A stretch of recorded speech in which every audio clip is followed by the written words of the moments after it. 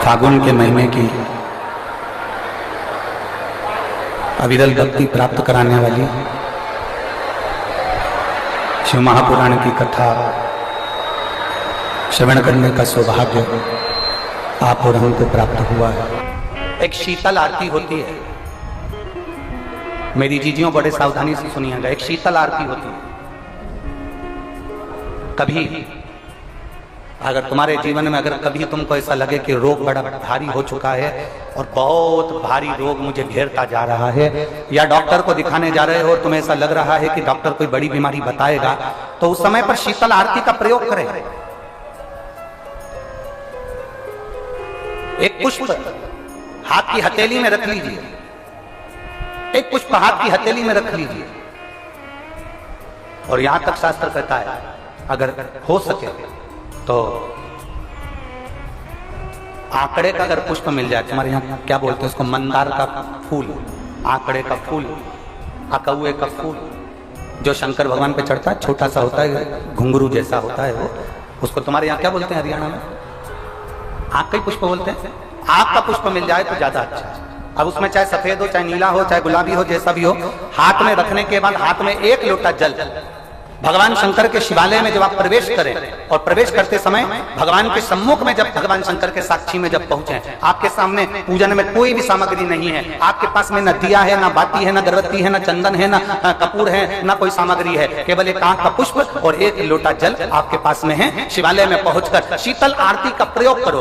11 बार भगवान शंकर के 11 रुद्रों का स्मरण कर कर जब 11 बार शंकर के शिवलिंग के ऊपर से नीचे तक कलश को जब घुमाया जाता है, और घुमाने के बाद आंख का जो पुष्प है वो अशोक सुंदरी वाली जगह पर समर्पित कर कर भगवान शंकर को जो जल चढ़ाया जाता है, जो जल समर्पित किया जाता है, डॉक्टर भले तुमसे कह रहा हो कि तुम्हें बड़ी बीमारी के चांस हैं, आप जाकर एक बार चेक कराना, तुम्हें वो बड़ी बीमारी निकलेगी ही नहीं, उस रोग से तुम मुक्त हो।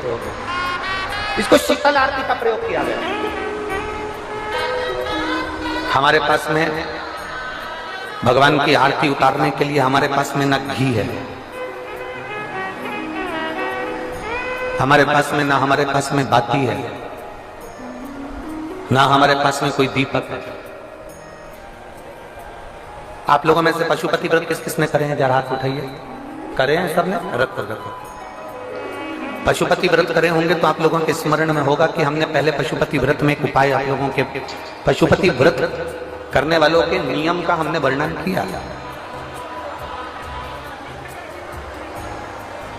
कितने दिए लेकर जाते हो आप लोग?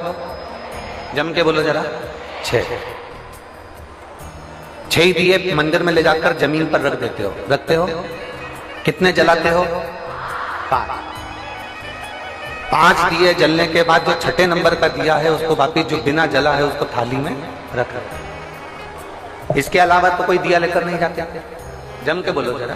नहीं। अब कोई ऐसा समझदार व्यक्ति ऐसा होता है कि वो क्या करता है कि इन्हीं 5 दिए को उठा लेता है और उससे भगवान शंकर की आरती उतार देता है। कोई ऐसा रहता है कि वो 6 दिए के अलावा एक दिया या एक बाती अलग से लेकर जाता है जो भगवान शंकर की आरती उतार देता है। शिव पुराण में पशुपति व्रत का नियम है, आप सुबह के समय पर जो पूजन करने की थाली लेकर गए हैं, सुबह के समय पर आप भगवान शंकर की जो पूजा की थाली लेकर गए हैं, उस पूजा की थाली में सुबह के समय पर आप भगवान को लगाने के लिए दिया लेकर जाओ, मना नहीं है। सुबह के समय पर आप भगवान शंकर को दूध चढ़ाओ, जल चढ़ाओ, अभिषेक करो, पूजन करो, अर्चना करो, मना नहीं है। सुबह के समय तुम महादेव की दिए से आरती उतार दो, मना नहीं है। पर शाम के समय पर जो 6 दिए हैं, 6 दिए के बाद में 7वें नंबर की कोई बाती आरती की थाली में नहीं जाती। कोई बाती एक्स्ट्रा नहीं जाएगी कि आप पूजन करिए और पूजन करने के बाद आपने भगवान की आरती उतार दी ना। शिव महापुराण में तो यहाँ तक नियम है कि आप जो प्रसाद बनाते हो ना, जो आप खीर बनाए या आपने सीरा बनाया, हलवा बनाया, मीठा चावल बनाया, या आपने मीठा सीरा बना लिया, खीर बना ली, कोई सामग्री मीठी बना ली, तो शिव महापुराण तो यहाँ तक कहती है कि आपने जितना सामान कढ़ाई में बनाया है, आपने जितना सामान अपनी कढ़ाई के अंदर बनाया है, उतना सामान पूरा की पूरा ही आपको मंदिर लेकर जाना है। घर के अंदर आदत छोड़ना नहीं है।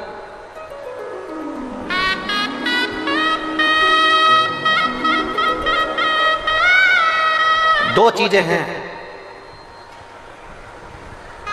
जो चलित में किसी को दी नहीं जाती। दो चीजें।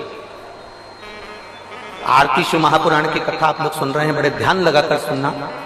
दो चीजें हैं जो चलित में किसी को दी नहीं जाती। एक अपने घर का तवा, तवा जानते हो जिस पर रोटी बनाते हो। कोरा तवा है, उस पर आपने कभी रोटी नहीं बनाई है तो आप किसी को दे सकते हो, मना नहीं। और यदि जिस तवे पर घर के अंदर रोटी बन चुकी है, जिस तवे पर रोटी उतर चुकी है, उस घर के तवे को किसी को नहीं दिया जाता। क्यों? क्योंकि घर में जो बच्चे हैं वो बीमार के बीमार बने ही रहते हैं, वो कभी स्वस्थ नहीं हो सकते, कभी नहीं हो सकते। अगर एक बच्चा बीमार है तो दूसरा ठीक होगा, दूसरा बीमार है तो तीसरा ठीक होगा, तीसरा है तो चौथा बीमार पड़ेगा, ये निश्चित। दो चीजें चलित में किसी को नहीं दी जाती, एक तवा, दूसरे नंबर की कढ़ाई। घर में जो कढ़ाई होती है जिसमें आप सब्जी बना ली है, कोई सामग्री तल ली आपने, पूड़ी बना ली, कोई सब्जी बना ली, कोई हलवा बना लिया, सीरा बना लिया, कोई पदार्थ बना लिया। कोरी कढ़ाई है ना, आपकी मर्जी पड़े उसको दे दो, चले। कोरी कढ़ाई है ना, आप किसी को भी दे सकते हो। पर जिस कढ़ाई में आपने भोजन का निर्माण कर लिया है, जिस कढ़ाई में आपने कभी भी एक बार भी अगर कुछ बना लिया है, तो वो किसी को गिफ्ट में या किसी को दान में या किसी को दी नहीं जाती।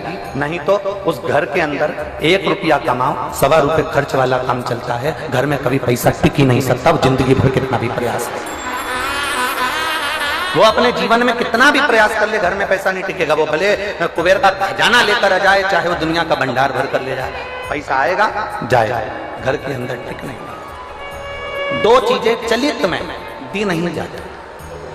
आपको बोलना है कौन कौन सी चीजें हैं। पहले नंबर की तवा, दूसरे नंबर की हमारे यहाँ ये दो चीजें दी नहीं जाती, हम इसको देते नहीं, देना नहीं। हाँ, यदि वो कोरी है, उसमें ना रोटी बनाई गई है, ना उसमें कोई सामग्री बनाई गई है, अगर वो कोरी है तो आप दे दो। पर यदि एक बार भी अगर वो प्रयोग में आई है तो वो नहीं, उसको देते नहीं, उसको दिया नहीं। शिव पुराण भगवान शंकर का पावन चरित्र कह रहा है। पशुपति व्रत करने वाली माताओं के चित्त वृत्ति में ये बात बैठना चाहिए, चाहे भाई पशुपति व्रत कर रहे हों, बेटे कर रहे हों, माताएं कर रही हों, बच्चे कर रहे हों, उनके बुद्धि में ये बात बैठना चाहिए कि सुबह के समय जाकर आप भगवान की पूजन करो, अर्चना करो, आरती करो, मना नहीं है। पर शाम के समय पर 6 दिए के सिवाय एक बत्ती भी मंदिर के अंदर थाली के अंदर रखकर नहीं जाती। आरती उतारने के लिए अगर तुम्हें आरती उतारना है तो साथ में छोटा सा कपूर का टुकड़ा अपनी आरती की थाली में लेकर चले जाओ, पर बाती और दिया नहीं, बाती और दिया नहीं। वैसे तो आप लोग लेकर नहीं गए हो, मुझे विश्वास है कि आप लोग लेकर नहीं गए, और लेकर गए भी होगे तो उसका फल आपको फिर प्राप्त नहीं हुआ होगा। तो आप लोगों ने दूसरों से कहा होगा हमने तो करा पर हमें फल नहीं मिला। उसका कारण केवल इतना है कि आप उसका फल प्राप्त नहीं कर।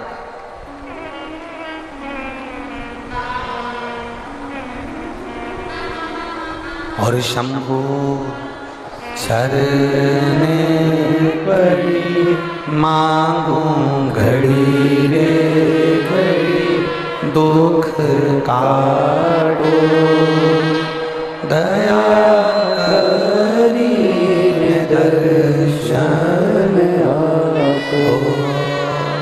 शंभु शरण पड़ी मांगू घड़ी रे घड़ी, दुख काटो दया करी दर्शन आपो। पशुपति व्रत के अंदर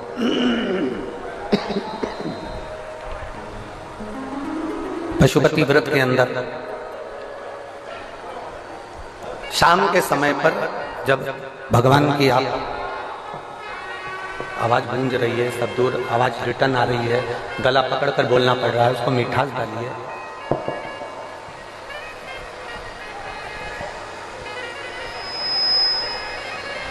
पशुपति व्रत के अंतर्गत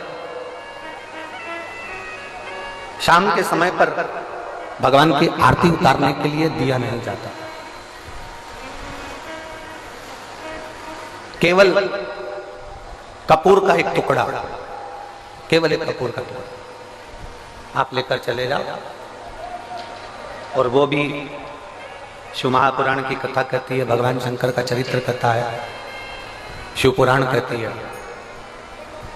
अगर आपका मन कर रहा है आरती उतारने का तो लेकर जाओ, नहीं तो यहां तक शिव महापुराण के अंतर्गत वर्णन किया है पशुपति व्रत का कि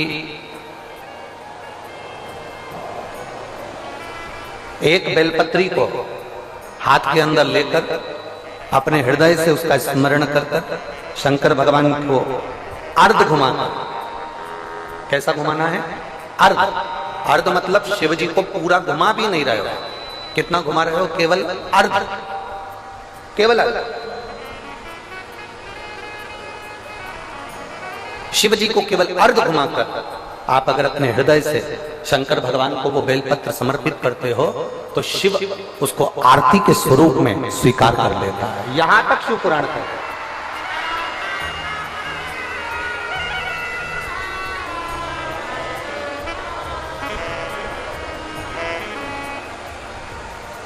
घर में कितनी बार आरती करते हो आप लोग? जम के बोलो जरा, जम के। 2 बार, एक सुबह एक शाम। एक सुबह के समय आरती करते हो और एक शाम के समय आरती करते हो। 2 बार आरती केवल। अब 2 बार आरती करने में आप भगवान शंकर को, भगवान गणेश जी को, माता पार्वती जी को, दुर्गा भवानी को, भगवान शालिग्राम जी को, भगवान लड्डू गोपाल जी को, तुम्हारे घर में जिस जगह पर तुम भगवान की आरती करते हो उस जगह पर सारे देवता विराजमान हैं। किसी किसी का घर ऐसा होगा जहां पर सब देवता नहीं होंगे, फिर भी 2-4 तो होंगे।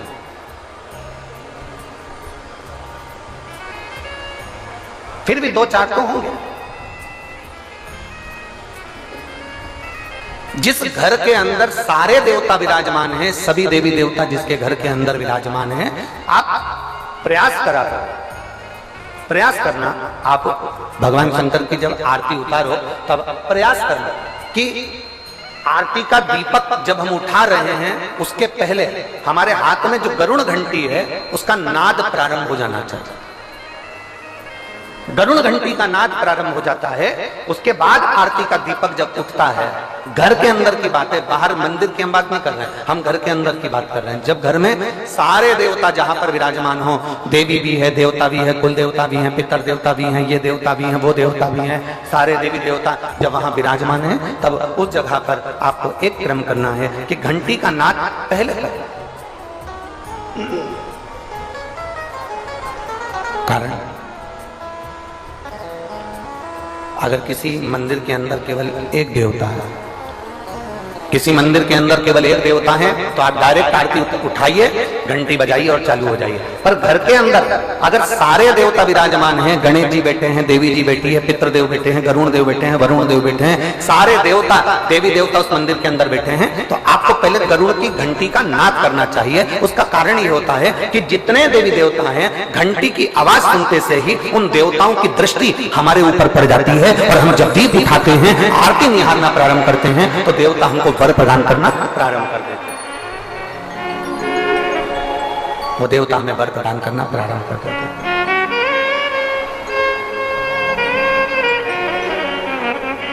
शिव कथा कर रहे हैं, भगवान शंकर का चरित्र करा, भगवान शंकर का संवाद करा, शिव महापुराण का चरित्र करा।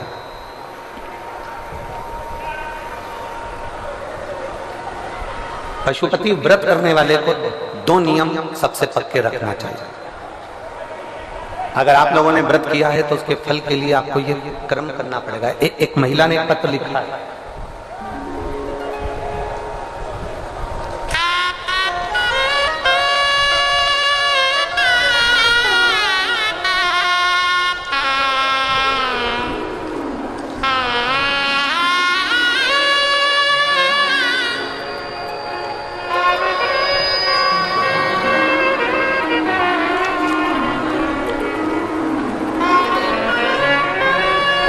मैं लता गिरी, धर्मपत्नी धर्मेंद्र गिरी, उत्तम नगर, नई दिल्ली। मोबाइल नंबर मेरा ये है, कहीं बैठी हो तो हाथ हिला सकती हैं।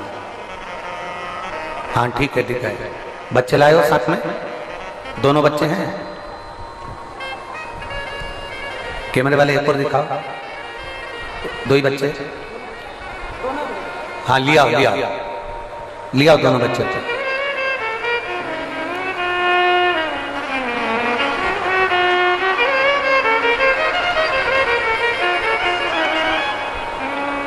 मैं लता गिरी, धर्मपत्नी धर्मेंद्र गिरी, उत्तम नगर, नई दिल्ली। अपने महादेव का आशीर्वाद का क्या वर्णन करूं गुरुदेव। मेरी 10 साल की एक बेटी है। 10 साल के बाद मुझे कोई संतान नहीं हुई। मैंने डॉक्टरों का इलाज भी करवाया, पर मुझे संतान का सुख नहीं हुआ।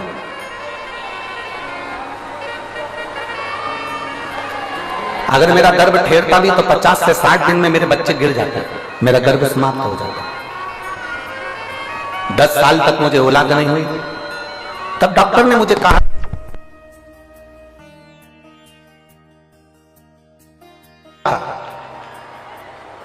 पंडाल में बैठकर जो मांगा जाता है वो बाबा देता जरूर है। उसी समय पर आपका 2022 का रुद्राक्ष महोत्सव हो रहा था। हम उसमें चले गए और हमने वहां पर कंकर शंकर की पूजन करी, एक रुद्राक्ष लिया। वहां से आने के बाद हमने सफेद आंकड़े की जड़ का प्रयोग किया, पशुपतिनाथ का व्रत किया। एक व्रत करने पर हमें उसका फल नहीं मिला। हो सकता है हमारी पूजन में कोई कमी रह गई हो। फिर हमने दूसरी बार व्रत किया और जैसा जैसा आपने व्रत में बताया था वो हमने किया। आज बाबा की कृपा, दुनिया के लोग ताना मारते थे कि 10 साल की बेटी हो गई, अब क्या संतान होगी, क्या औलाद होगी। मेरे गर्भ से क्या मुझे बेटा नहीं हो सकता, पुत्र नहीं हो सकता? गुरुदेव आपने कहा है कोई व्रत करो, आराधना करो, पर बाबा के भरोसे करो। और बाबा कभी भी खाली नहीं रखता, देता है तो छप्पर फाड़ कर देता है। और मेरे बाबा ने ऐसी कृपा कर दी गुरुदेव, मैंने 4 बार सफेद आंकड़े की जड़ का प्रयोग करा। 4 बार प्रयोग करने पर भी मेरा गर्भ नहीं ठहरा। पर आपके वचन कभी झूठे नहीं हो सकते, इसलिए मैंने 5वीं बार फिर जड़ बांधा। और 5वीं बार जड़ बांधी तो बाबा की ऐसी कृपा हुई कि मेरे गर्भ से 2 बेटों ने जन्म लिया। मेरे गर्भ से 2 पुत्रों ने जन्म लिया। मैं दोनों को यहां लेकर आई हूं। बाबा को प्रणाम।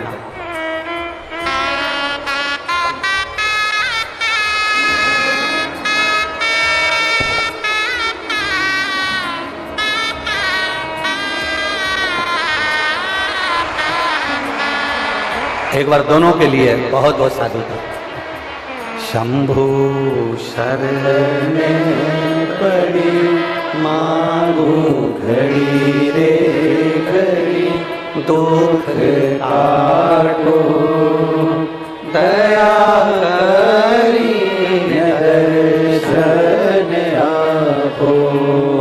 शंभु शरण पड़ी मांगू घड़ी रे घड़ी, दुख काटो दया करी दर्शन आपको।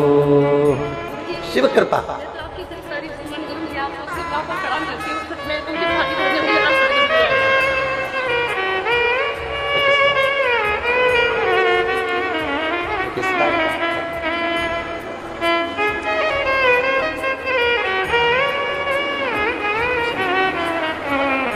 अरे लुटा दिया यार काशी वाले ने, कर दिया मार काशी वाले ने। एक निवेदन करना चाहते हैं, आप लोग अगर स्वीकार करेंगे तो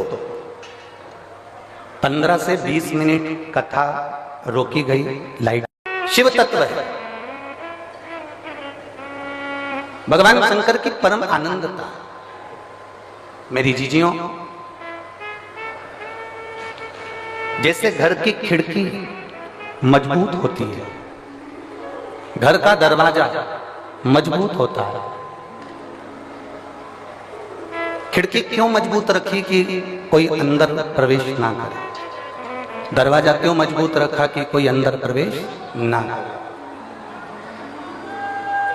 खिड़की मजबूत रखी जिससे कोई अंदर प्रवेश ना करे, दरवाजा मजबूत रखा जिससे कोई अंदर प्रवेश ना करे।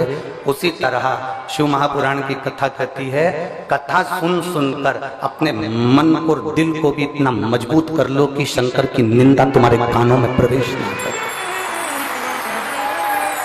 निष्फलता तुम्हारे भीतर ना है, तुम हार नहीं सकते कभी जिंदगी में। ये कभी विचार ना करिएगा कि मैं बहुत थक चुका हूं, मैं बहुत हार चुका हूं, मैं बहुत कमजोर हो चुका हूं, मैं बहुत परेशान हो चुका हूं। ना, निष्फलता तुम्हारे भीतर प्रवेश ना। अगर शंकर की कथा आप सुन रहे हो ना, शिव महापुराण की कथा यदि आप श्रवण कर रहे हो, तो भीतर से इतने मजबूत हो जाना कि तुम्हारे अंदर कोई ये विकार ना आए कि मैं अब कुछ नहीं कर सकता, मैं आगे नहीं बढ़ सकता, या मुझे इतना बड़ा रोग हो गया, बीमारी हो गई, अब मैं ठीक नहीं हो सकता। यदि तुम्हारी दृढ़ता पक्की है, तुम्हारा भरोसा पक्का है, तो ऐसी कोई नौकरी नहीं है जो तुम्हें नहीं मिल सकती है, और ऐसी कोई बीमारी नहीं जिसे तुम हरा नहीं सकते। अपने लक्ष्य को पक्का कर, अपने विश्वास को पक्का कर।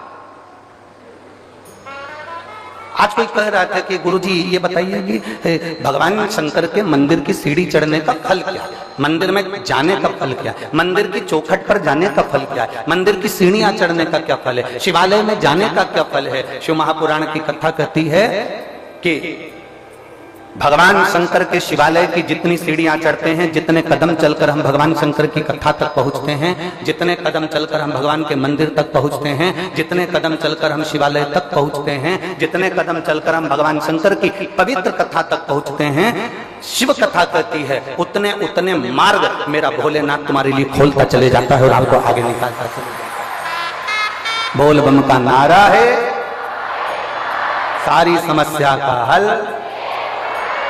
आपकी भक्ति के बल को आप बढ़ाइए, आप अपने विश्वास को दृढ़ बनाइए। एक मां बेटी है जिसको ताने दे देकर लोगों ने मार दिया। तेरी शादी को 1 साल हो गया, 2 साल हो गया, 3 साल हो गया, 4 साल हो गया, 5 साल हो गया, 6 साल हो गया, 7 साल, 8 साल, 9 साल, 10 साल, 11 साल, 12 साल, 13 साल, 14 साल, 15 साल, 16 साल, 17 साल तेरी शादी को हो गए। 17 वर्ष तक भी उसके घर में औलाद नहीं हुई। तब आखिरी में एक कोई ने मोबाइल पर, व्हाट्सएप पर कोई ने, ये कहीं जा रही थी और बस की सीट के पास में कोई मोबाइल पर कथा देख रहा था, तो इसने कहा भैया ये किसकी कथा है? उसने कहा ये शिव पुराण की कथा है, हम सुनते हैं। जब जब हमने मोबाइल पर सुनी, चाहे टीवी पर सुनी, भगवान ने हमारी सुनी। तो कहा मेरे घर में 17-18 साल हो गए, औलाद नहीं है, तो क्या मुझे भगवान औलाद दे देगा? तो उसने कहा अगर तू टीवी के सामने आसन लगाकर बैठकर दिल से कथा सुनेगी तो 18 क्या 20 साल बाद भी औलाद हो जाएगी, पक्का। और उसको 18 साल के बाद में औलाद हुई। कहीं बैठी हो 17-18 साल के बाद में औलाद हुई, हम पत्र ढूंढेंगे उससे अच्छा। अगर कहीं बैठी हो तो हाथ हिला सकती। 17 साल के बाद, 18 साल के बाद उसको औलाद हुई। अगर कहीं बैठी हो तो हाथ हिला सकती, और बच्चे को अगर लेकर आई हो तो यहाँ ला सकती हो। उसका पत्र हम ढूंढेंगे, टाइम लगेगा। शिव कथा कहते हैं, शिव महापुराण की कथा कर रहा है, शिव तत्व कह रहा है। आपका भरोसा, आपकी दृढ़ता, आपका विश्वास।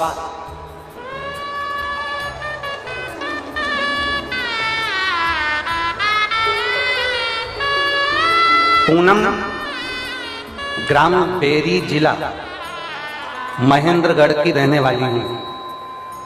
कहीं बैठी हैं, हाथ हिला सकती हैं। पूनम ग्राम बेरी जिला महेंद्रगढ़ की रहने वाली हूं। मेरी शादी को 17 साल निकल गए थे, पर संतान का सुख नहीं था। बस में कहीं जा रही थी और जाते जाते कोई के मोबाइल पर आपकी कथा सुनी और उसने कह दिया कि कथा आसन लगाकर सुनना, मेरा बाबा तेरी झोली भर देगा। बाबा की मैं क्या गुणगान करूं। और ऐसी कृपा भोलेनाथ ने कर दी कि मेरे मामा की बेटी ने भी मुझे उस कथा के बारे में बताया और मैंने कथा सुनना प्रारंभ करी। और बाबा की कृपा से 2-3 महीने तो मैंने सफेद आंकड़े की जड़ का प्रयोग करा, नहीं हुआ। 4 महीने करा, 5 महीने करा, मैंने भी पीछा नहीं छोड़ा। क्योंकि आप कहते हो ना कि भगवान को पकड़ कर रखना, अगर तुम्हारी भक्ति पक्की है तो वो देगा जरूर। 9 महीने तक मैं सफेद आंकड़े की जड़ का प्रयोग करती रही, तब मेरा गर्भ ठहरा और बाबा की कृपा से 17 साल के बाद मुझे पुत्र रत्न की प्राप्ति हुई, मुझे बेटा हुआ है 17 साल के। कहीं बैठी हो तो हाथ हिला सकते हैं। 17 वर्ष के बाद शिव तत्व की प्राप्ति।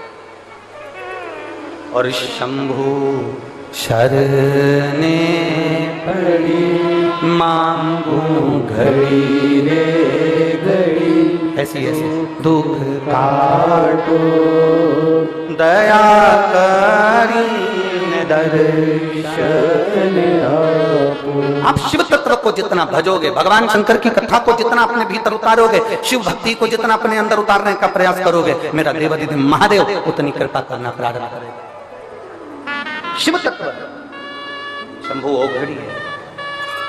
मेरी रेवाड़ी की जीजियों, मेरे रेवाड़ी के जीजाओं, मेरी बेटियों बेटाओं, मेरी माताओं, अपने भीतर एक विश्वास को दड़ी बनाकर रखना। जितने यहाँ कथा में बैठे हो ना, एक विश्वास को पक्का रखकर बैठना। इसमें अलवर के और अभी कथा बातचीत थी हरियाणा में तारा बाबा की कुटिया में सिरसा का। इन पूरे पत्रों में सबसे ज्यादा पत्र अलवर के, सिरसा के, नोएडा, दिल्ली में जो कथा बातचीत थी स्कूल में, उसके पत्र हैं। इन पत्रों में लिखा कि हमने वहां के पंडाल में बैठकर कथा सुनी थी और मेरे बाबा ने मेरी झोली भर दी।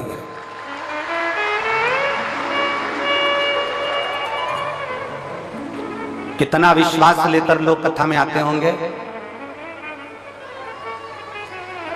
एम्बुलेंस लगा लगा कर लोग अपने अपने घर के जीवों को, जो बीमार है, बहुत तकलीफ में है, वो भी कथा सुन रहे हैं। शायद रेवाड़ी में ऐसा नजारा कभी नहीं देखा होगा जिस नजारे का दर्शन आप यहाँ सुनील जी के इस पवित्र प्रयास से आप देख रहे हैं। और मैं सुनील जी आपको धन्यवाद देता हूं कि इसमें से कई जीजियां मेरी ऐसी हैं, कई माताएं, कई भाई ऐसे हैं जो कहीं बाहर जाकर कथा नहीं सुन पाए थे। आपके माध्यम से कम इनको कथा सुनने का मौका मिला। साधु का ये शिव तत्व एक प्रयास करिए भगवान को पाने का। खिड़की मजबूत बनाते हो जिससे अंदर कोई घुसे ना, प्रवेश ना करे। दरवाजा मजबूत लगाते हो जिससे अंदर प्रवेश ना करे। उसी तरह अपने मन को, अपनी दृढ़ता को, अपने विश्वास को भी इतना मजबूत बनाना कि मैं हार नहीं सकती। मेरे साथ में मेरा देवाधिदेव महादेव है, वो मुझे जिता कर माना, मैं हारूंगी नहीं।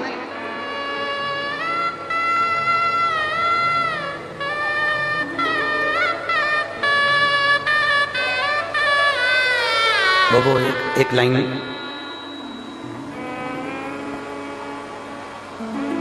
रिश्ता तेरा मेरा सबसे है प्यारा, रिश्ता तेरा मेरा सबसे है प्यारा, रिश्ता तेरा मेरा सबसे है प्यारा, रिश्ता तेरा मेरा सबसे है प्यारा। तू मेरा बाबा, मैं हूँ तेरा लाला, मैं हूँ तेरा लाला। तू मेरा बाबा, मैं हूँ तेरा लाला, मैं हूँ तेरा लाला। तू मेरा बाबा, मैं हूँ तेरा लाला, मैं हूँ तेरा लाला। तू मेरा बाबा, मैं हूँ तेरा लाला, मैं हूँ तेरा। एक संबंध परमात्मा से जोड़ो, एक रिश्ता भगवान से जोड़ो।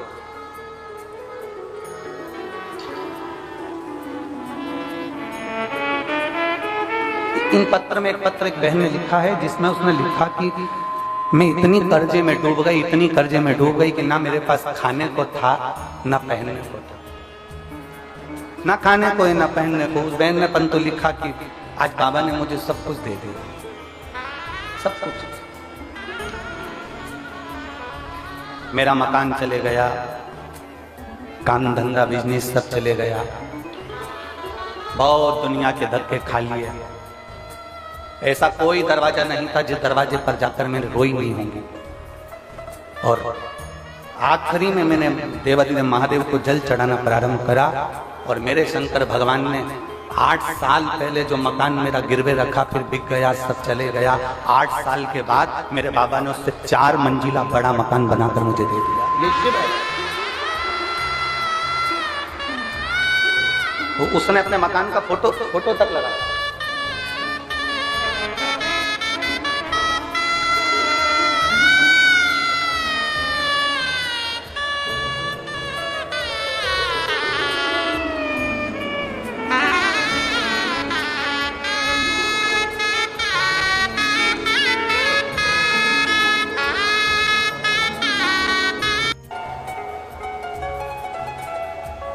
दक्ष प्रजापति नहीं जाना था भगवान शंकर को। दक्ष प्रजापति के मन में तो शंकर जी के प्रति बैर भरा हुआ था। कारण एक बेटी रति कामदेव के साथ ब्याही थी, कई कन्या चंद्रदेव के साथ में ब्याही थी, कई कन्या ऋषिवरों के साथ ब्याही थी। केवल एक माता सती ऐसी थी जो भगवान शंकर के साथ ब्याही। कामदेव के यहाँ रहने के लिए सुंदर भवन था, ऋषियों के यहाँ रहने के लिए सुंदर भवन था, चंद्रदेव के यहाँ रहने के लिए सुंदर भवन था, पर सती जहां रह रही थी वो सुंदर भवन नहीं था। कैलाश पर्वत वो सुंदर भवन नहीं है, कैलाश पर्वत एकदम खुला विराम रह रही है माता। दक्ष प्रजापति के मन में बहुत बहुत भेद उत्पन्न हो गया। और भेद क्या था? दक्ष प्रजापति ने चंद्रदेव को काया का रोग होने का श्राप दे दिया था कि चंद्र मैं तुझे श्राप देता हूं कि तुझे काया का रोग होगा। चंद्र को काया का रोग हो गया, उसकी काया क्षीण होने लगी, गिरने लगी, टपकने लगी।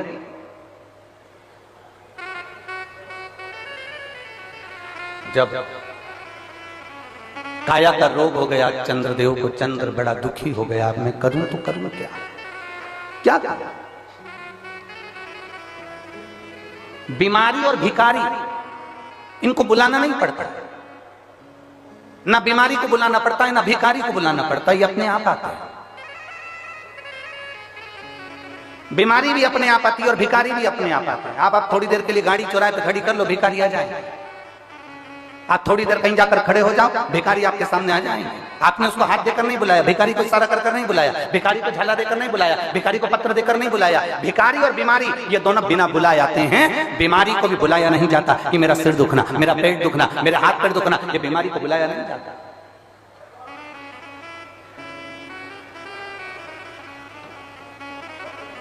आज एक बहन कह रही थी कि गुरुजी वो अभी की बात कहे, गुरुजी सिर की गोली अलग होती है, पेड़ दुखने की गोली अलग होती है, पेट दुखने की गोली अलग होती है, थायराइड की गोली अलग होती है, बीपी शुगर की गोली अलग होती है, और आप तो कहते हो सारी समस्या का हल एक लोटा चाय। सबकी गोली अलग है और आपने एक ही गोली कर दी। तो हमने उससे कहा देखो पहले पूर्व समय का अंदाजा लगाकर बैठिए। पुराने समय में घुटने के डॉक्टर अलग नहीं होते थे, फेफड़े के डॉक्टर अलग नहीं होते थे, आंख के डॉक्टर अलग नहीं होते थे, सिर के डॉक्टर अलग नहीं होते थे। गांव में शहर में एक डॉक्टर होता था, वो एक हॉस्पिटल में एक डॉक्टर रहता था और वो एक डॉक्टर सारी रोग का इलाज कर देता था। उसी तरह से मेरे शंकर महामृत्युंजय कहलाते हैं, वो सारा रोग का एक बार अकाल मृत्यु गो मरे जो काम करे चंडाल का, काल उसका क्या बिगाड़े जो भक्त हो महा काल का। जो शंकर की आराधना करने वाला, शिव की स्तुति करने वाला, शंकर का अनुमोदन करने वाला, शिव स्मरण में डूबने वाला, उसका इलाज मेरा भोलेनाथ जानकर कर देता है।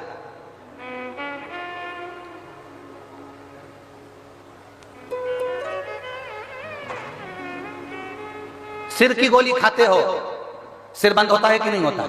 जम के तो बोलो, होता है ना।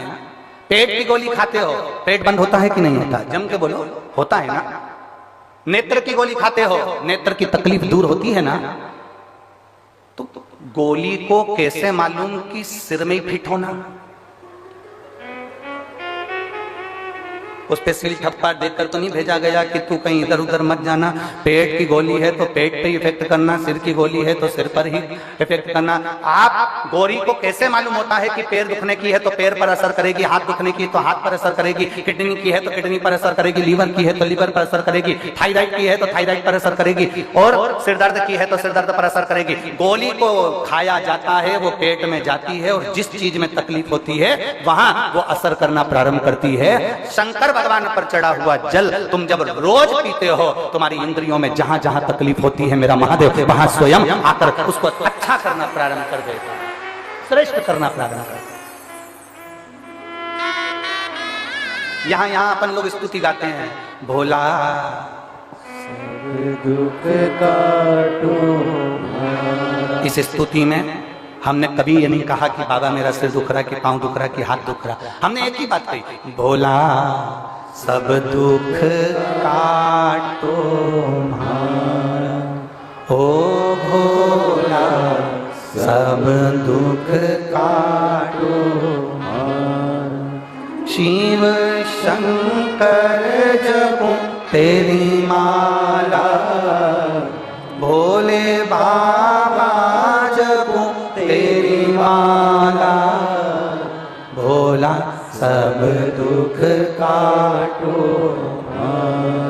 ओ भोला सब दुख काटो। हमने स्तुति में गाया बाबा मेरा सब दुख काट दीजिए, बाबा मेरी सब तकलीफें काट दीजिए। एक दुख नहीं जिंदगी में, ना जाने कितने दुख हैं,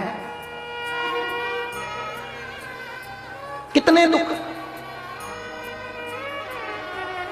सबकी अपनी अपनी तकलीफें हैं, सबका अपना अपना कष्ट है, सबकी अपनी अपनी बीमारियां हैं, सबका अपना अपना रोग है, सबका। चंद्रदेव को रोग हुआ काया का, काया टपक टपक कर गिरने लगी, चंद्र की आंखों में आंसू भर गया। मेरा काया का रोग कौन मिटाएगा? कौन? श्राप किसने दिया था? किसने श्राप दिया था चंद्र को? दक्ष प्रजापति, स्वयं के ससुर ने, स्वयं के ससुर ने श्राप दिया।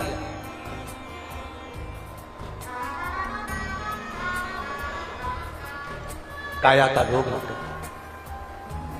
अब इसको मिटाएगा तो मिटाएगा कौन? कौन मिटाएगा? कौन मिटा सकता? चंद्र के मन में खलबली उत्पन्न होने लगी, रोने लगा चंद्र।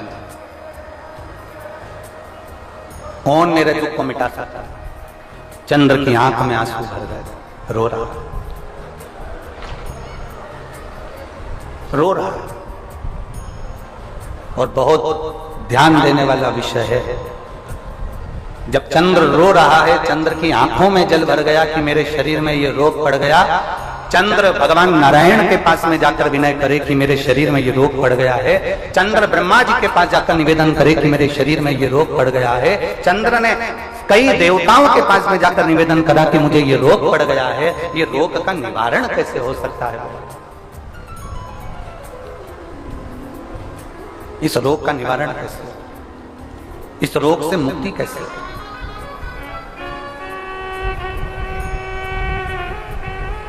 कोई ने कह दिया, चंद्रदेव को कई लोग मिले, चंद्रदेव से कहा तुम ये कर लीजिए, ऐसा करने पर तुम्हें फल की प्राप्ति हो जाएगी।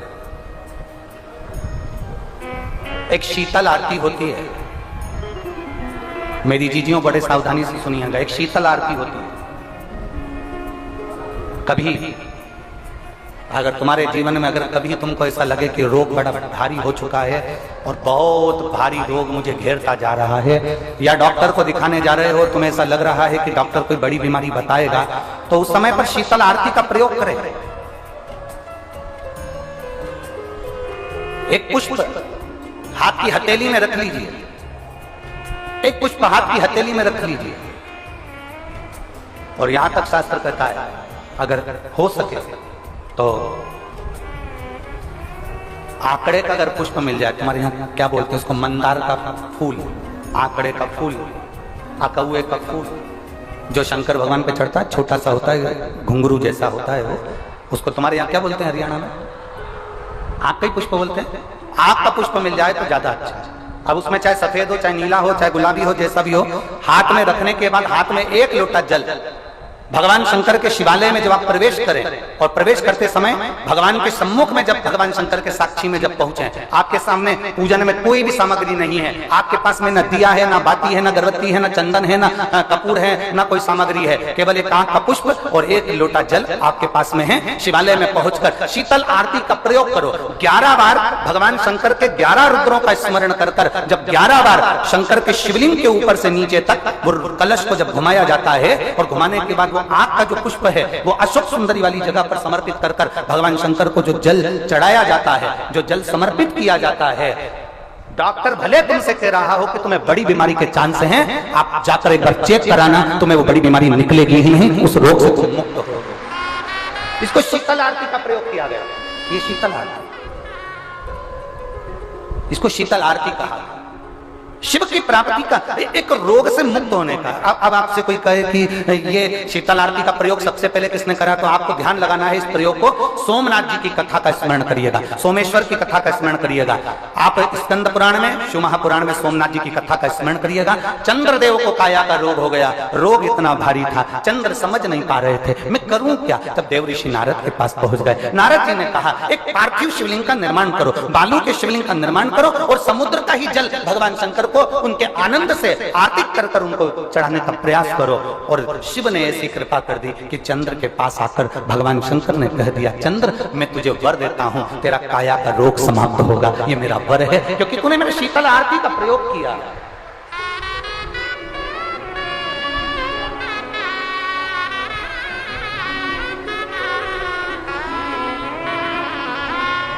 मेरी जीजियों, दो चीजें बड़ा स्मरण में रखिएगा। एक बैसाख महीने में मट्टी के पात्र का जल, अभी अभी क्या चल रहा है, फागुन। अभी क्या चल रहा है, फागुन। जब बैसाख का महीना आए ना, जितने यहां बैठे और जितने आस्था चैनल पर सुन रहे हो, जितने फेसबुक यूट्यूब पर कथा श्रवण कर रहे हैं, जितने मोबाइलों पर देख रहे हैं, प्रयास करना बैसाख के महीने में मिट्टी के पात्र में जो रात्रि भर जल रखा हो, मिट्टी के पात्र में, अगर आपके पास में घड़ा हो, हंडा हो, नी हो तो दिया हो, दीपक हो, कुल्लड़ हो, कोई भी तुम्हारे पास में जो मिट्टी का पात्र उसमें जल भरना। वो जल बैसाख के महीने की किसी भी सोमवार के दिन, किसी भी सोमवार के दिन, बैसाख महीने या किसी प्रदोष के दिन या बैसाख महीने के शिवरात्रि के दिन, वो मिट्टी के पात्र का जल अपने घर के प्रत्येक व्यक्ति का स्पर्श कराकर उस मिट्टी के पात्र के जल को तांबे के पात्र में डाल लीजिए और घर के प्रत्येक व्यक्ति का स्पर्श करा लीजिए और शंकर भगवान पर कुंदकेश्वर महादेव के नाम से समर्पित करिए।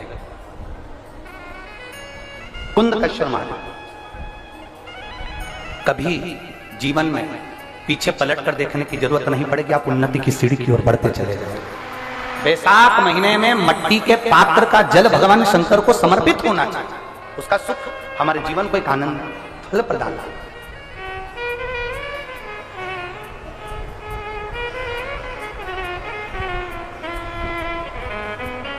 जैसे कहते हैं ना, कोई अच्छा मिले ना मिले, धन मिलने से कोई भाग्यशाली नहीं होता, सत्ता मिलने से कोई भाग्यशाली नहीं होता, वैभव मिलने से कोई भाग्यशाली नहीं होता। महाराज,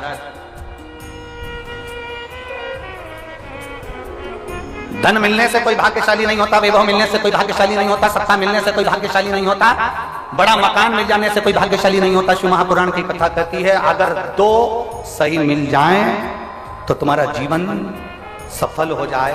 एक गुरु सही मिल जाए और दूसरी घरवाली सही मिल जाए तो तुम्हारी जिंदगी स्वर्ग।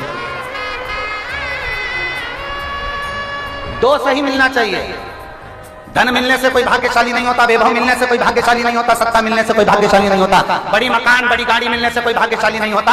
दुनिया का सबसे भाग्यशाली व्यक्ति वो होता है जिसको दो ठीक मिल गए, दो अच्छे मिल गए। एक गुरु अच्छा मिल जाए, दूसरी जम की बोलो घरवाली अच्छी मिले। गुरु अच्छा मिलेगा तो तुम्हें स्वर्ग की सीढ़ी चढ़ा देगा और घरवाली अच्छी मिलेगी तो घर को स्वर्ग बना देगी। और इसमें से भी गुरु भले पीछे रह जाए पर जगदम्बा घरवाली भगवान से प्रार्थना करना ऐसी मिले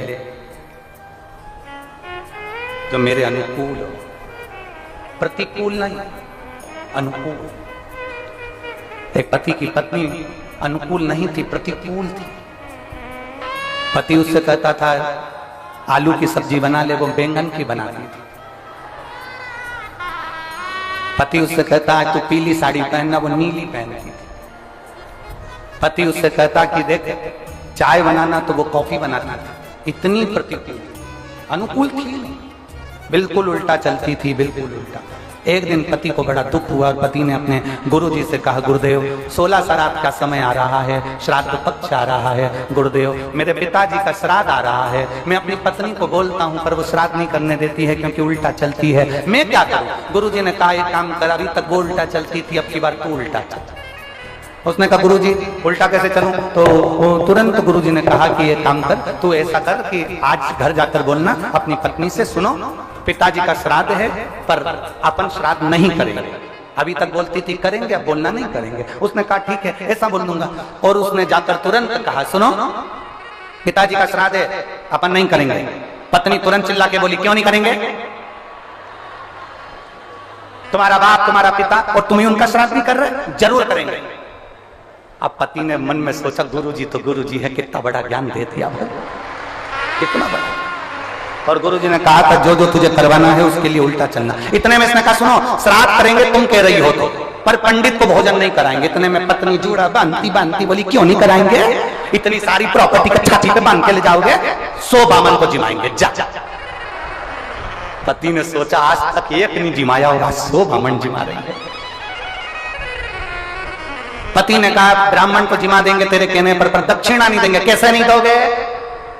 सबको सोने की अंगूठी देंगे। पति बड़ा पसंद। अब पंडित जी आ गए, श्राद्ध करने लगे, पिंडदान बनाया, पिंड करवाया। पंडित जी ने कहा ये पिंड ले जाकर अच्छी गंगा जी की नदी में पानी में इसका विसर्जन करो। पत्नी ने पति से पूछा कहां जा रहे हो? पति चिल्ला कर बोला पिताजी के पिंड को नदी में विसर्जन करने जा रहा हूं। इतने में पत्नी चिल्ला कर बोली, तुम्हारे बाप ने कौन सा अच्छा काम किया था जो नदी में विसर्जन करने जा रहा हो? गटर में पटक दो। अब यहां पर उसको उल्टा बोलना था कि पिंड को गटर में पटकने जा रहा हूं, तो पत्नी बोलती नदी में विसर्जन करो। अब इसने कहा नदी में विसर्जन करो, तो इसने गटर में पटकवा दिया। बड़ा दुखी हुआ, सारा करा धरा पे पानी फिर गया। गुरुजी के पास गया, गुरुदेव गुरुदेव कुछ तो करो कि मेरी पत्नी से मेरा पीछा छूट जाए। गुरुजी ने कहा ऐसे पीछा नहीं छूटने वाला, एक काम कर तू गंगा नहाने हरिद्वार चले जा। हरिद्वार चले जा तो इससे पत्नी से पीछा छूट जाएगा। क्यों नहीं छूटेगा? पत्नी से भी कह देना कि हरिद्वार जाने का मना करना उसको, तू मना करेगा तो वो जाएगी।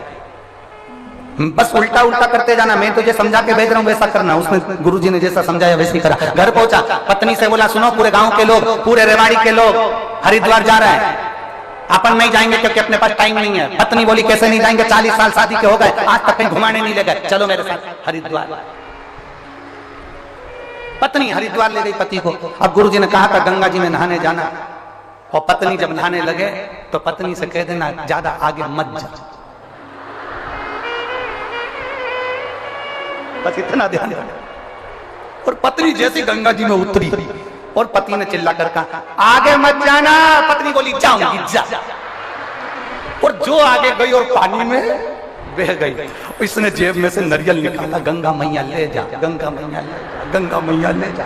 इतने में गुरुजी भी समझदार थे। गुरुजी को मालूम है कि पत्नी बहुत तेज है, गंगा जी में चेन पड़ी रहती है, चेन को पकड़ लेगी, और पत्नी ने चेन पकड़ ली।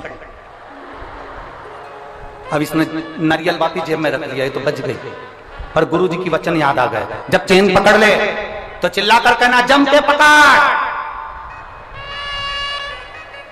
अब इसने चेन पकड़ी, पति ने कहा अच्छे से पकड़ना, जम के पकड़ना। पत्नी बोली नहीं पकड़ना, जा।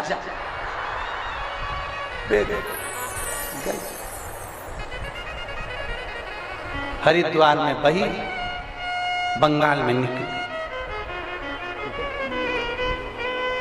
कहीं कहीं की ऐसा हो उल्टी चलती है। तो यहाँ शास्त्र कह रहा है कि बहुत सारा धन होने से कोई भाग्यशाली नहीं होता, बहुत सारी सत्ता होने से कोई भाग्यशाली नहीं होता, बहुत सारा वैभव होने से कोई भाग्यशाली नहीं होता। शिव महापुराण की कथा कहती है गुरु और एक घर वाली अगर अच्छी मिल जाए तो समझ लो गुरु तुम्हें स्वर्ग की सीढ़ी चढ़ा देता है और घर वाली घर को स्वर्ग बना देती है। ऐसा प्रभु की प्रीत बड़ी।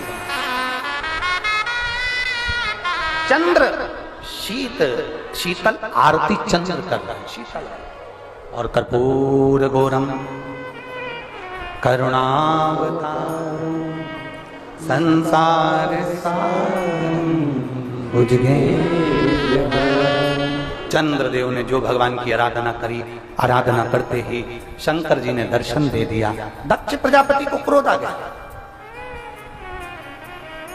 दक्ष प्रजापति को क्रोध इसलिए आया कि दक्ष प्रजापति को क्रोध आने का कारण केवल इतना सा था कि मैंने चंद्र को काया का रोग का श्राप दिया था। इसका रोग ठीक किसने करा? तो मालूम पड़ा कि शंकर भगवान ने करा है, शिव ने करा है। बस दक्ष प्रजापति का हृदय जल गया। मेरा दामाद होकर मेरे अनुकूल नहीं चल रहा, मेरे विपरीत चल रहा।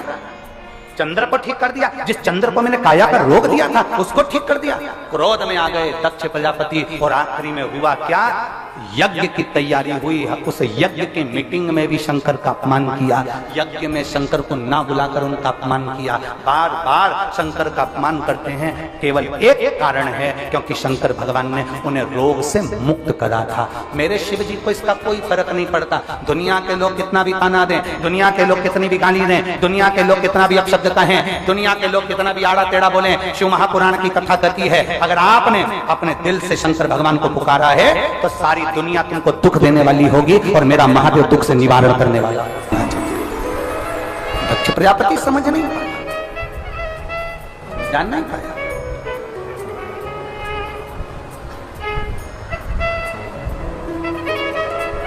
पूरे रेवाड़ी में हाहाकार मचा हुआ था कल। किस बात का? पूरी रोडें जाम हो गई। अरे बोलो तो सही है कि गलत है?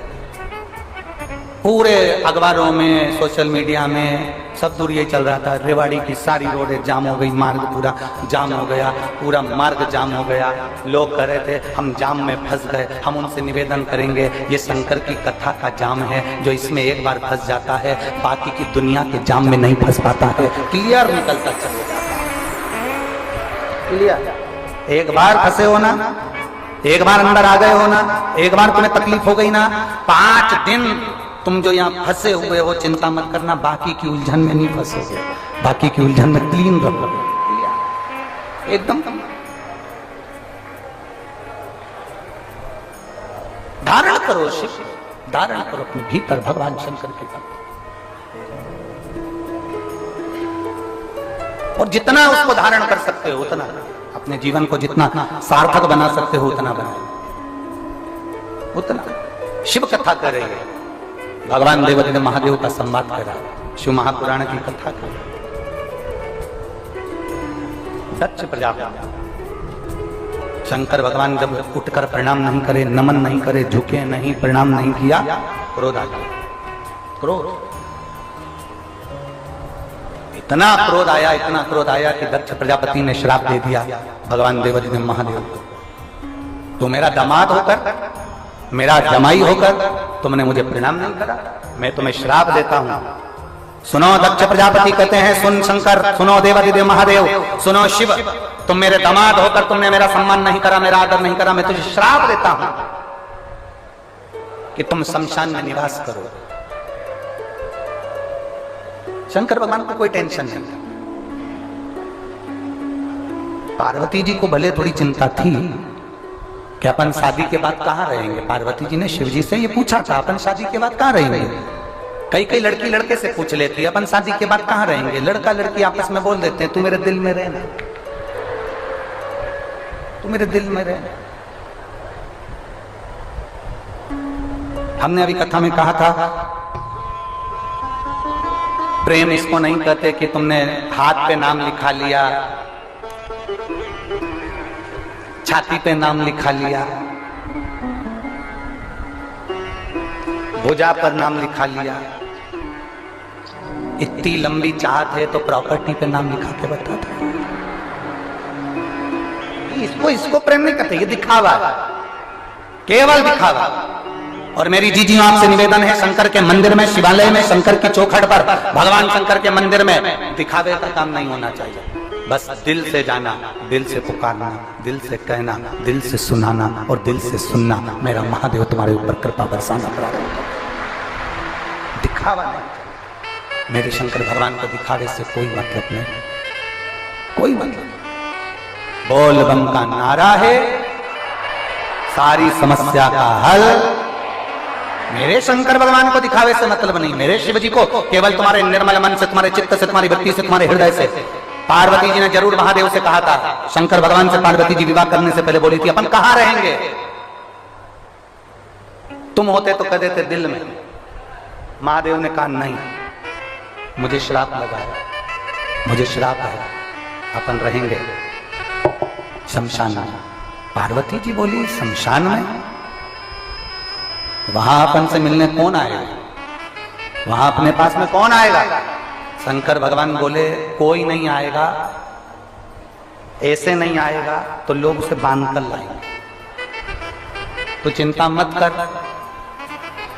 कोई ऐसे नहीं आएगा, उसको बांध कर लाया जाएगा और आखिरी में अपने पास छोड़कर जाएगा, फिर वो वापिस नहीं जाएगा, अपना हो जाएगा।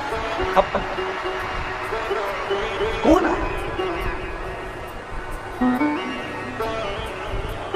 और मेरे भोले तेरा सहारा है, मेरे भोले तेरा सहारा है, मेरी नैया का तू किनारा है, मेरी नैया का तू किनारा है, मेरे भोले तेरा सहारा है, मेरी नैया का तू किनारा है, मेरी नैया का तू किनारा है। आप उसको दिल से उसकी अविरल भक्ति हमें आनंदता का भाव प्रकट कर देती है। शिव कथा कर रही है, सती अपने प्राणों को, वही सती मैया, वही सती माता जान नहीं पाई थी, महादेव पहचान नहीं पाई। सबसे बड़ा है कथा के अंदर एक प्रसंग सबसे भारी है। माता पार्वती जी ने 51 जन्म लिए हैं, पर 51 जन्म माता पार्वती ले लेकर थक गई और शंकर जी को पहचान नहीं पाई। 51 जन्म। अब जरा विचार करिएगा, पार्वती जी 51 जन्म लेने पर भगवान शंकर को नहीं पहचान पाई, तो आप और हम कैसे पहचान सकते, कैसे जान सकते? एक पत्र है,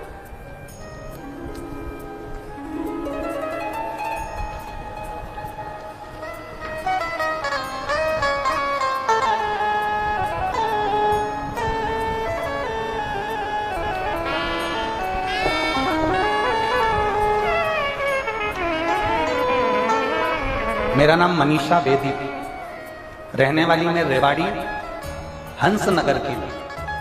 कहीं बेटी हैं? आप ही हैं? श्री शिवाय नमस्ते। वापिस आके लाओ एक बार। श्री शिवाय नमस्ते। मेरा नाम मनीषा बेदी है, मैं रहने वाली रेवाड़ी हंस नगर की हूँ। एक लोटा जल और सीहोर के रुद्राक्ष का वर्णन करना चाहता हूँ। मेरी ननंद प्रिया बेदी आई है क्या? प्रिया, प्रिया यही है। श्री शिवाय नमस्ते। हम लिया उसको, लिया और पूरा दिमाग काम करना बंद कर दिया। तब से उसका मानसिक संतुलन भी नहीं था और शारीरिक संतुलन भी नहीं था। शरीर से भी इतना काम नहीं बनता और माइंड उसका बिल्कुल काम नहीं करता।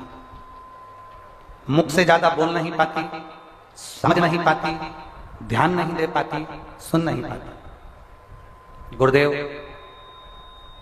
मैंने अलवर में आपके द्वारा की गई शिव महापुराण की कथा सुनी।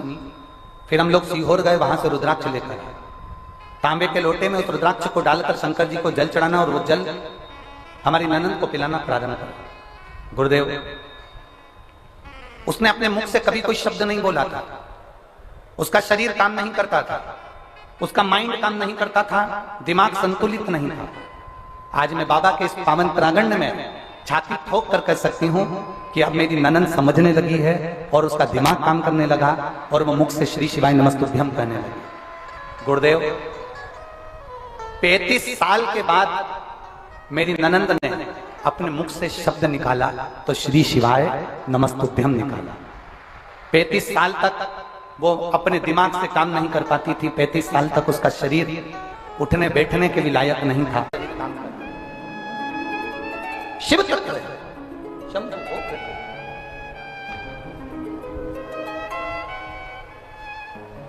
दिल से मांगा है। इन्होंने लिखा, अलवर की कथा में जिस भूमि पर बैठकर कथा सुनती थी, आरती होने के बाद उस भूमि की रज को मैं उनके शरीर पर लगा। ये शिव तत्व है, ये भक्ति है।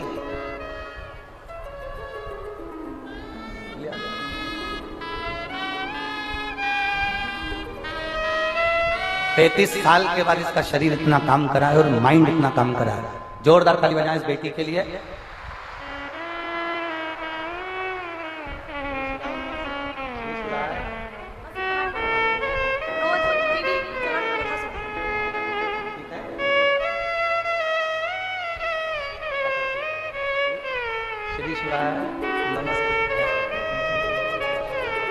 जोरदार ताली बजाएं बच्चे के लिए, बहुत बहुत सारा।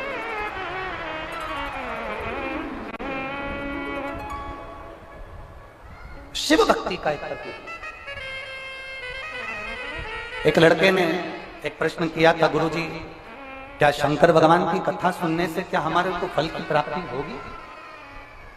हम कहते हैं अगर दिल से सुनी है तो बाबा क्यों नहीं। सती मैया ने प्राणों को त्याग दिया। वही सती माता हिमालय राज के घर में मैनावती जी के गर्भ से पार्वती के नाम से विख्यात होती हैं। पार्वती माता का जन्म हुआ। अब बाल्यावस्था से माता पार्वती जी के मन में एक ही बात थी कि शंकर को समझना, शिव को जानना। और भगवान शंकर को समझने के लिए माता पार्वती जी ने बाल्यावस्था से शंकर भगवान के शिवलिंग की आराधना करना प्रारंभ किया। शंकर भगवान के शिवलिंग का निर्माण करती, उसका पूजन करती, आराधना करती। और ऐसी कृपा देवादिदेव महादेव की हो गई, ऐसी करुणा महादेव की हो गई, ऐसी कृपा देवादिदेव महादेव की हो गई कि पार्वती जी की तप साधना में वो बल आ गया कि पार्वती जी शंकर भगवान के प्रति समर्पित। समर्पण किसको कहा गया? दिखावे का समर्पण नहीं होना चाहिए। एक भक्ति का समर्पण होता है जिसमें आप भगवान शंकर के प्रति प्रबल भाव से जुड़ जाते हैं। प्रबल भाव, उसमें दिखावा नहीं है आपके अंदर। केवल एक विश्वास लेकर आप जुड़े हो।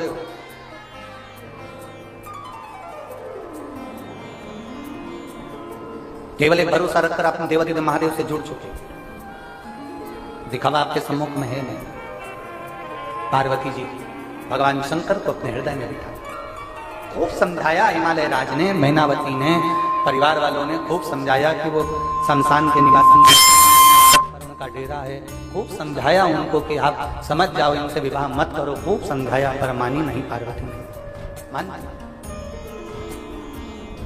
जब पार्वती जी नहीं मानी तब देवादिदेव महादेव से उन्होंने विवाह करने की आतुरता रखी, क्योंकि वो शंकर को जानना चाहते थे। पंडाल में बैठकर कथा सुनने का लक्ष्य क्या है? पंडाल में बैठकर कथा सुनने का फल क्या है? एक आसन लगाकर टीवी के सामने, मोबाइल के सामने बैठकर कथा सुनने का फल क्या है? जो नहीं जानते उनको जाना चाहिए कि समझना चाहिए कि आखिर शिव महापुराण की कथा ऐसी है क्या जो पंडाल के सम्मुख में बैठकर कथा सुनी जाती है, आसन लगाकर कथा सुनी जाती है, दिल से कथा सुनी जाती है तो बाबा 3 महीने में दे देता है। आखिर समझे तो सही किसमें है क्या? आखिर इसमें समाया क्या है? इस कथा में है क्या? जो जान गया वो जान गया। जिसने अपनी चित्तवृत्ति में बिठा लिया, जिसने अपने जीवन में समर्पित भाव में उसको जान लिया, वो जान गया। पार्वती जी शंकर जी को जानने के लिए उनसे फिर विवाह करना चाहते। वापिस कभी उमा बनी, कभी कात्यायनी बनी, कभी कुष्मांडा बनी, कभी चंद्रघंटा बनी, कभी स्कंदा बनी, कभी सती बनी। ना जाने कभी उमा बनती है, कितने कितने जन्म माता पार्वती के निकलते चले गए। फिर एक जन्म माता पार्वती का जो हिमालय राज के घर में हुआ वो फिर जानने के लिए। अब की बार भोलेनाथ पार्वती जी को ब्याहना नहीं चाहते थे, क्योंकि ये जन्म लेती है मर जाती है, जन्म लेती है मर जाती है, मुझे पहचान नहीं पा रही। पर बाल्यावस्था से माता पार्वती जी ने शंकर के शिवलिंग की पूजन करी। शंकर भगवान के स्वरूप की नहीं, शिवलिंग की पूजन करी। और जो एक बार भगवान शंकर के शिवलिंग पर 1 लोटा जल चढ़ाना चालू कर देता है, एक बार जो भगवान शंकर के मंदिर में 1 लोटा जल समर्पित करना चालू कर देता है, जो मुख से श्री शिवाय नमस्तुभ्यम बोलना चालू कर देता है, वो अकेला नहीं रहता, उसके साथ में मेरा कालाधिपति महाकाल साथ जाता। शिव जान गए ये मेरी हो गई। शंकर भगवान ने पार्वती जी से विवाह करने की हाँ कर दी। शिव दूल्हा बने, पार्वती मैया